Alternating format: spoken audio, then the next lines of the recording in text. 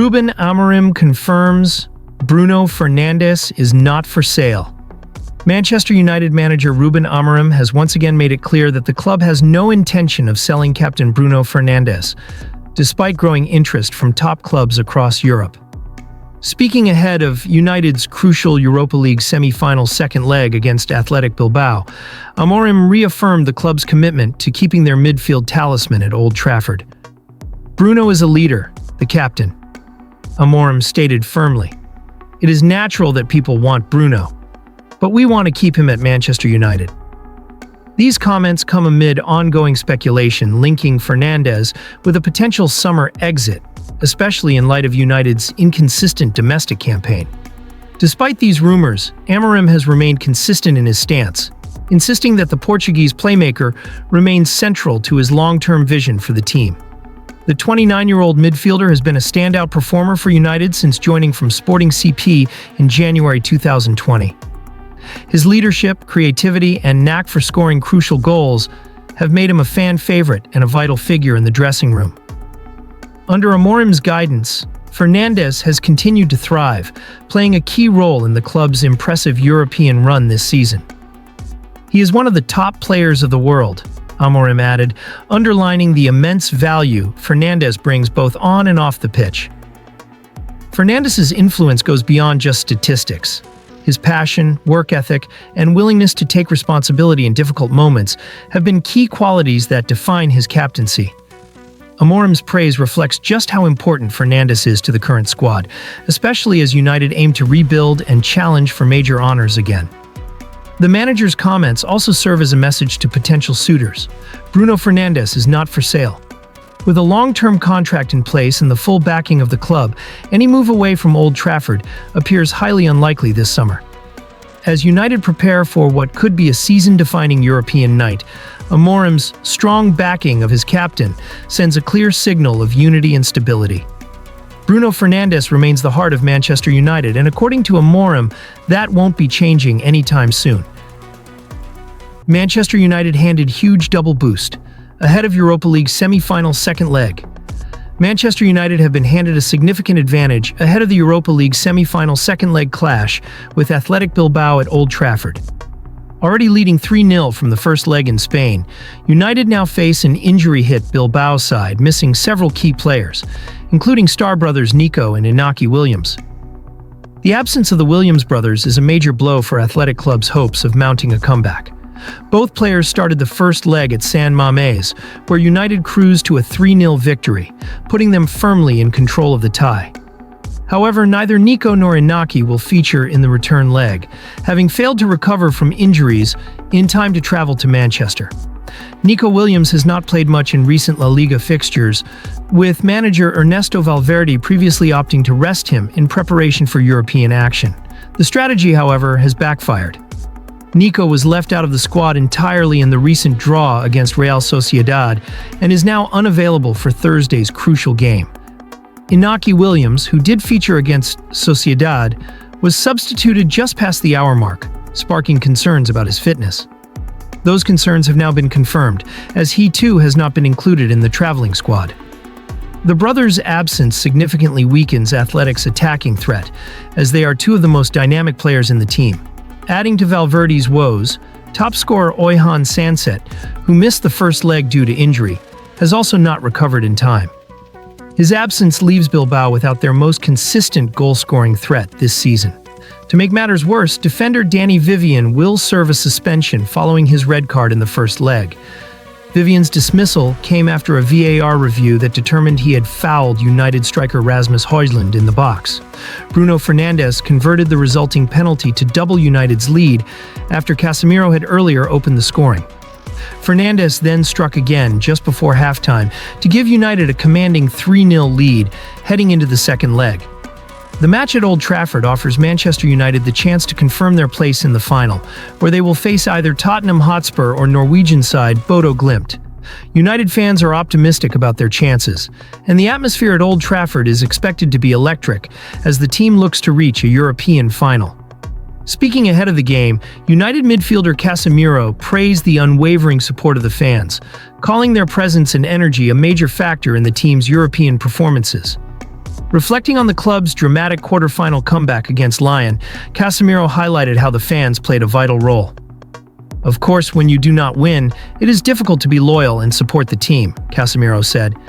"This year in the European competition, we are a little bit closer, but in the league, we aren't where we should be. Still, the fans are something incredible. It isn't normal how good they are." He added, "The other night against Lyon was an unforgettable night in my career. They always support us, and whether we are playing well or badly.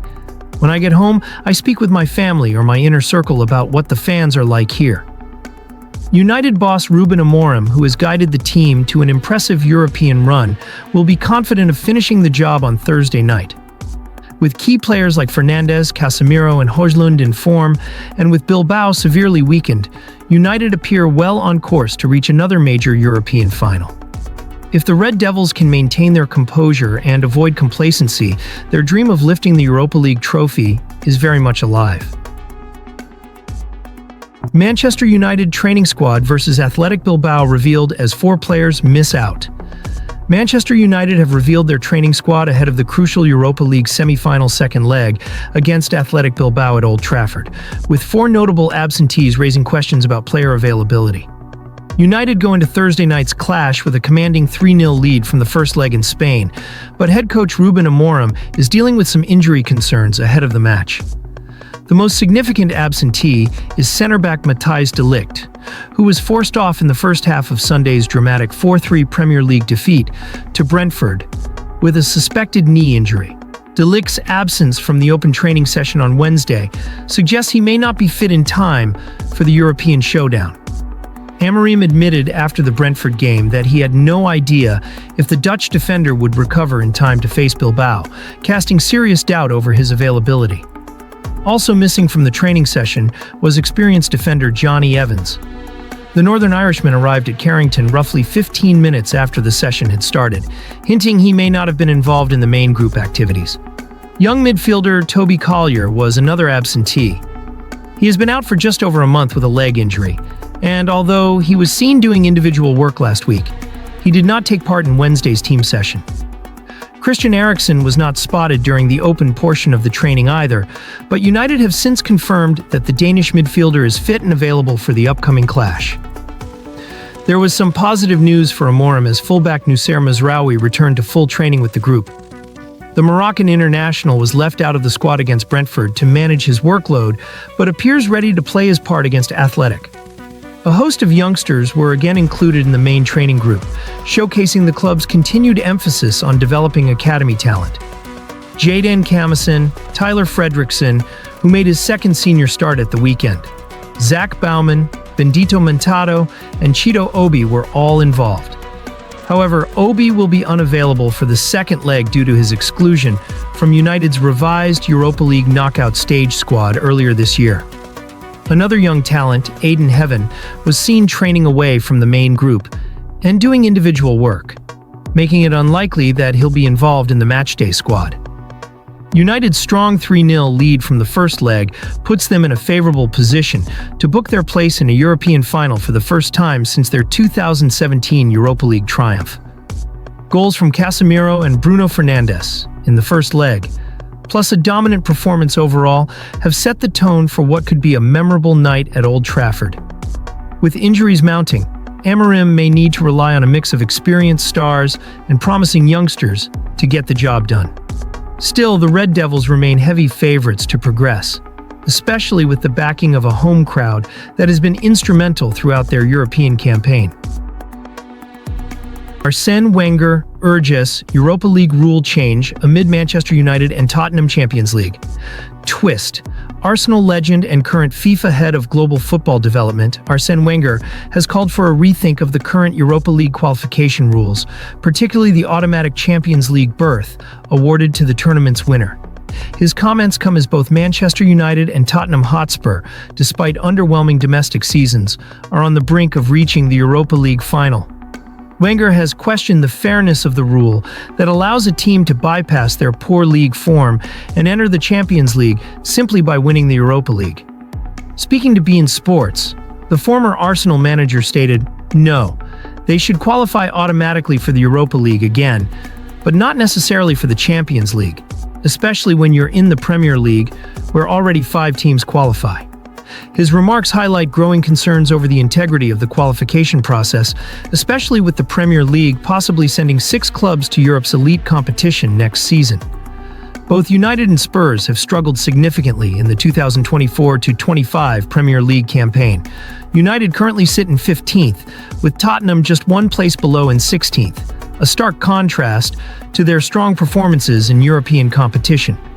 Despite their domestic woes, both clubs have thrived in the Europa League. Manchester United lead Athletic Bilbao 3-0 on aggregate following a commanding first-leg win in Spain. Tottenham, meanwhile, hold a 3-1 advantage over Bodo Glimt, setting up a real possibility of an all-English final in Bilbao on May 21st. The root of Wenger's concern lies in the contrast between domestic failure and potential European reward. In his view, granting Champions League entry to a Europa League winner undermines the qualification earned by consistent league performance.